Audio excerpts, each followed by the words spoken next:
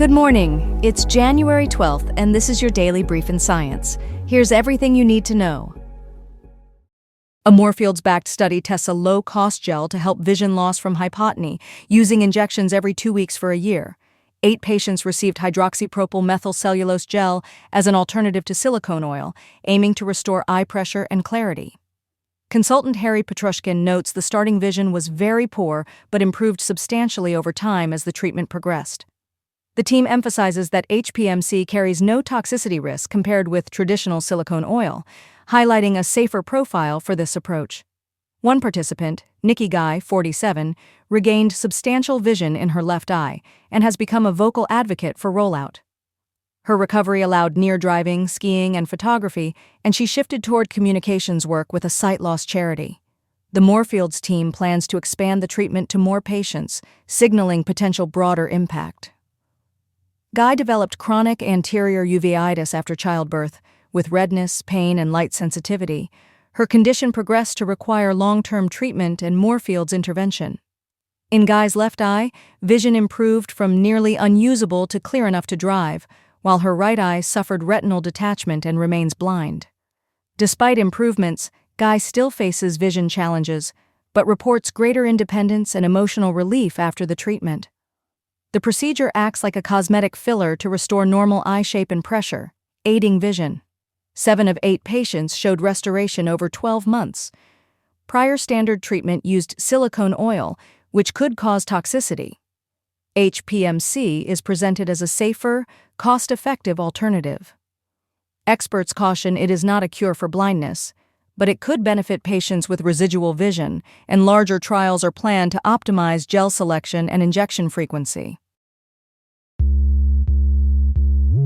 A diskless, magnetized white dwarf in a close binary is driving a long-lasting bow shock that hints at a new way material can flow between stars.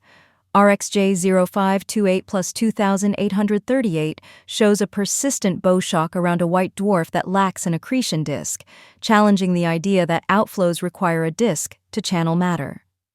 Scientists propose the magnetic field itself as the energy source powering the outflow, though the exact mechanism remains unknown and needs more study of similar systems.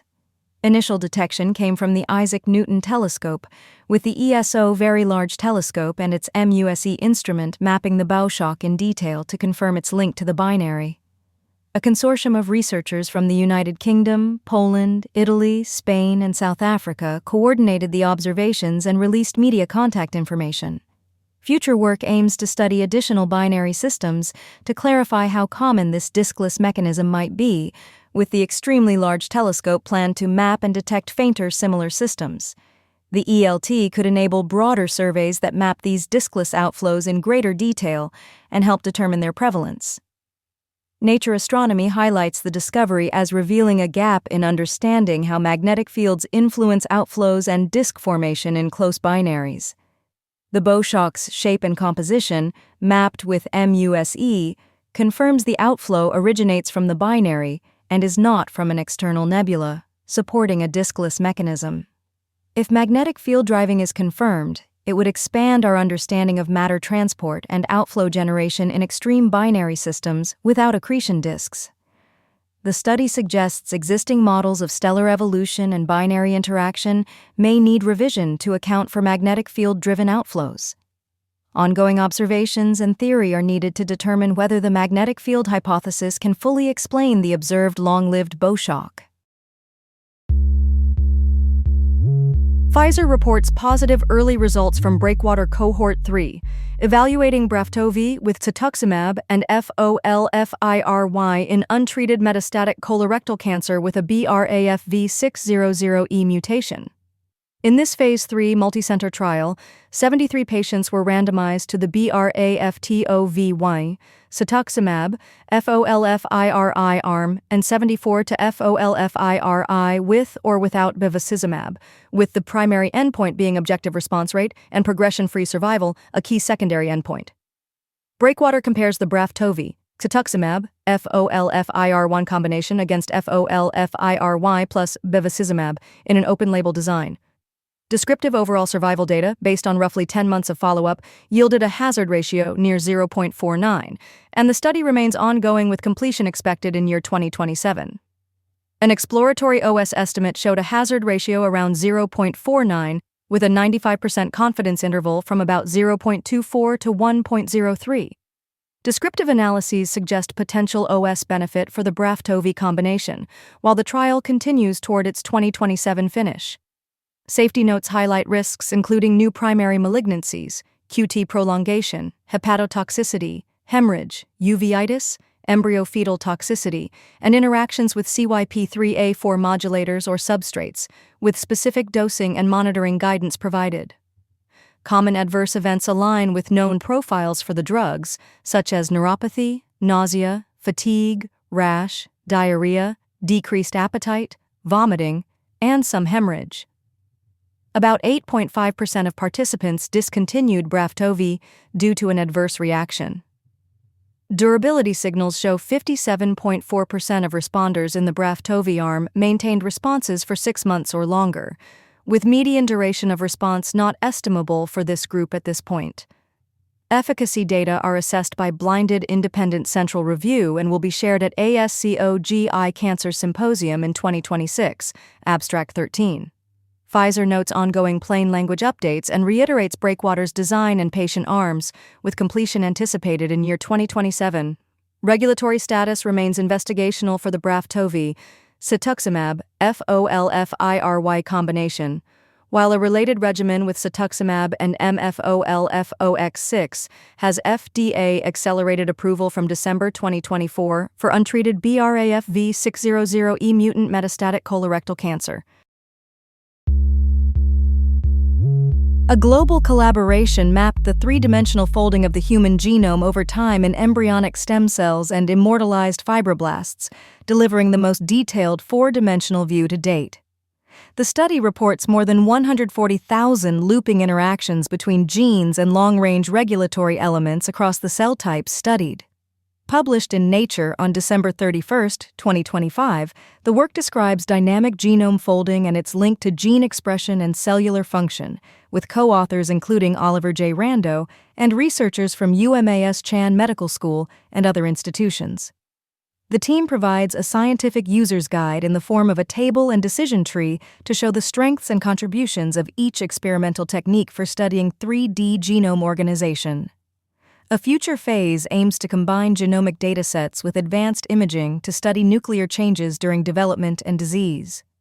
The project also shows how diverse data can train deep learning models to screen DNA sequences and uncover mechanisms of genome folding and gene function. By integrating multiple datasets, the work demonstrates dynamic modeling of genome function and helps assign roles to regulatory elements and genes within a 3D context. The results offer unprecedented detail on how genome structure correlates with transcription and cellular function, while noting cell-to-cell variation and changes during development or stress. Data from technologies including Hi-C, Micro-C, Sprite, ChiaPet, Plaxec, and GAM, generated across 8 countries and many laboratories, drive the map of genome folding and its variation. This NIH Common Fund-funded 4D nucleome project effort advances understanding of how chromosome folding and nuclear positioning relate to transcription and replication, laying groundwork for predictive analyses of genome organization. A new study spotlights the genetic factors behind male infertility, using advanced sequencing to boost diagnostic yield. Researchers performed SMMIP-based targeted sequencing on 120 men and whole exome sequencing with family data on 48 participants, pushing the diagnostic yield to about 1 in 13. That finding suggests a possible genetic cause in as many as 1 in 8 to 1 in 5 infertile men. An Indian study of 247 men with severe sperm problems found traditional genetic tests explain infertility only in a small fraction, underscoring a substantial role for male factors. Overall, the work indicates a meaningful portion of infertility may be genetic in origin, clarified through modern sequencing and family-based analysis. The research emphasizes that genetic testing can inform treatment decisions and reduce emotional and financial burden for couples.